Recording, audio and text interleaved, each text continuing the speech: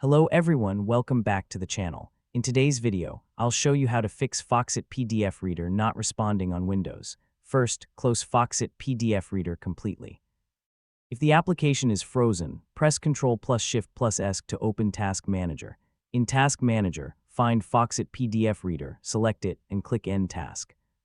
Now open Foxit PDF Reader again and check if the problem is fixed. If Foxit is still not responding, restart your computer. A simple restart can clear temporary Windows issues and background processes that may be causing the problem. After restarting, click the Foxit PDF Reader icon and choose Run as Administrator.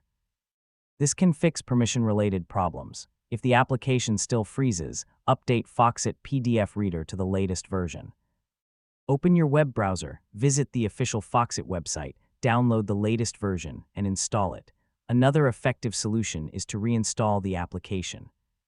Open Settings, go to Apps, and then Installed Apps. Find Foxit PDF Reader, click the three dots next to it, and choose Uninstall.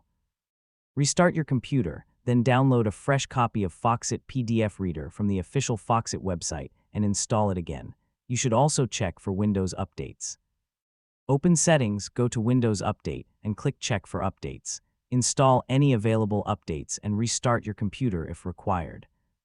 In most cases, ending the frozen process, restarting the computer, running Foxit as administrator, reinstalling the application, and updating Windows will fix the not responding problem.